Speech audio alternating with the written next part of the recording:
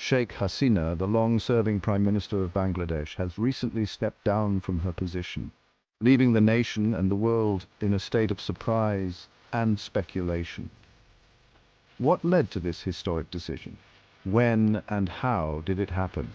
And who is expected to take over the leadership of Bangladesh? Hello everyone, welcome to our channel. Today we're exploring the complete timeline of Sheikh Hasina's resignation, her departure from Bangladesh and her current whereabouts. We'll also discuss who might be the next Prime Minister of Bangladesh. Make sure to like, subscribe and hit the bell icon for more breaking stories from around the world. Bangladesh Prime Minister Sheikh Hasina resigned and left the country Monday after clashes between student protesters and police left nearly 300 people dead.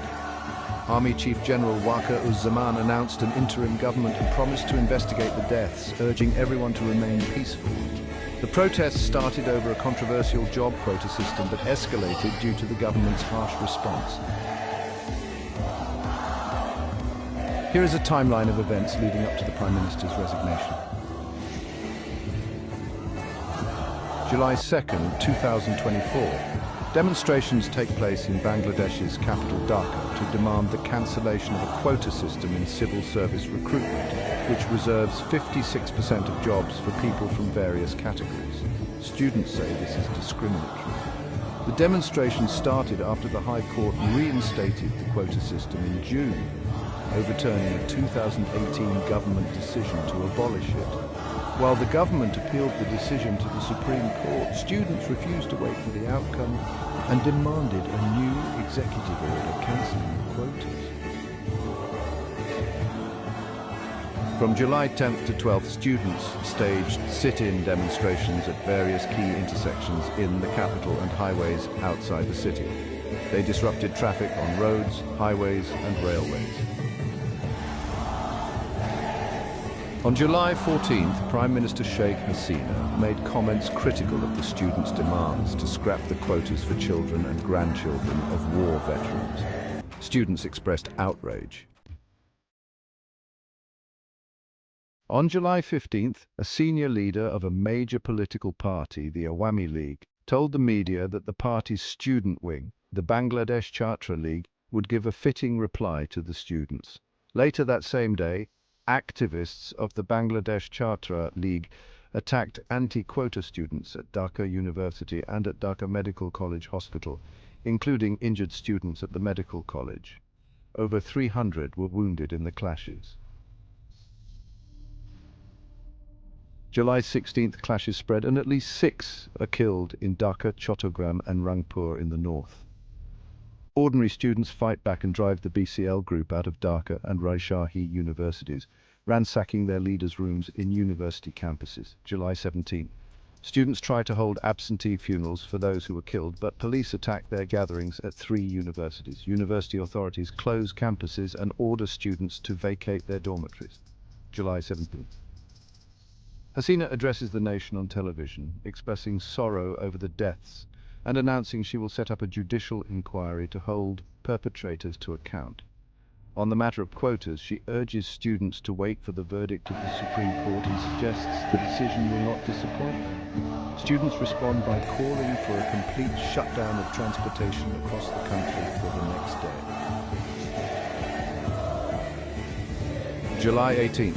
The complete shutdown program sees massive violence in Dhaka and in 19 other districts. At least 29 people are confirmed dead as police and unidentified people open fire, including with live bullets, shotgun pellets and rubber bullets. Tens of thousands of students are joined by various other groups of people to enforce the shutdown of transportation.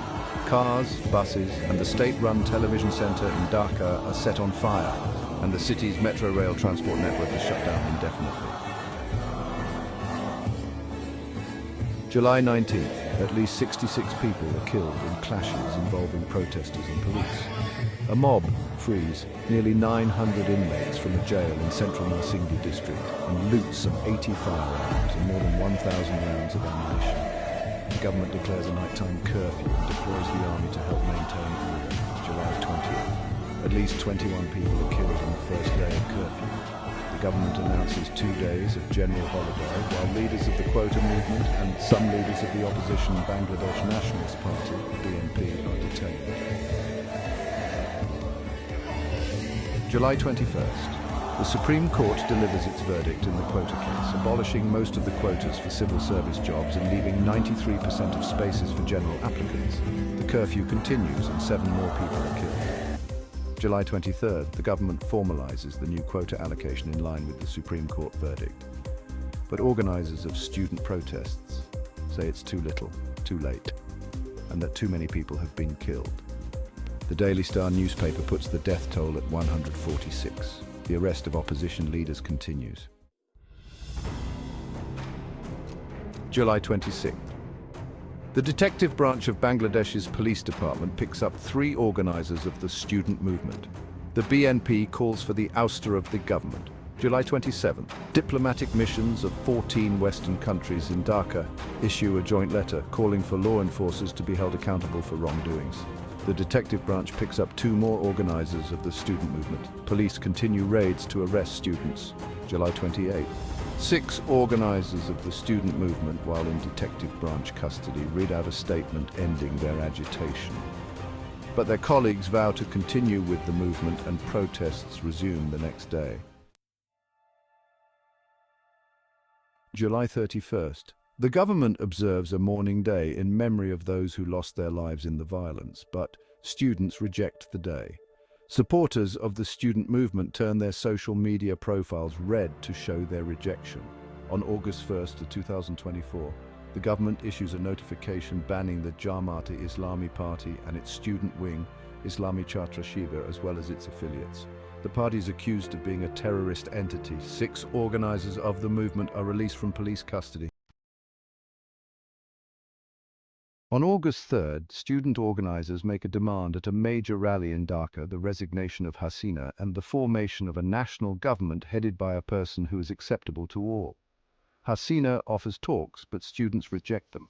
On August 4th, widespread clashes break out in Dhaka and in at least 21 districts of the country. Media reports say at least 90 people are killed in the violence. The dead include 13 policemen who are beaten to death by a mob in Siraganj.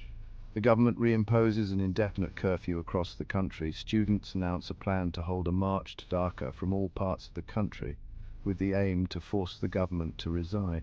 The army and police urge people not to break curfew or defy the law.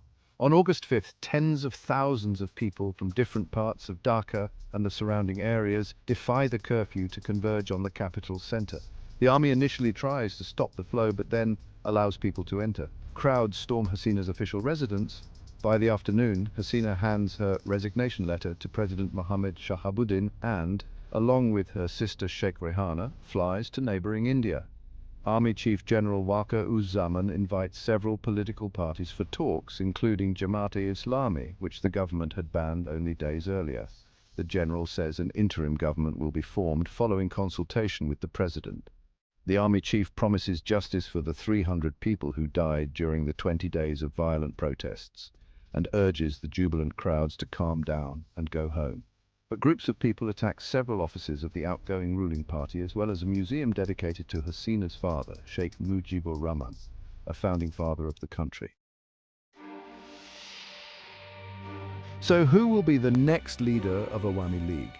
The Awami League, Sheikh Hasina's party, is in the process of selecting a new leader. Several names have been floated as potential successors. Among the frontrunners are members of the Awami League, including Ubaidul Quaida, the current General Secretary of the party, and Sajib Wazed, Sheikh Hasina's son, and an influential figure in Bangladeshi politics.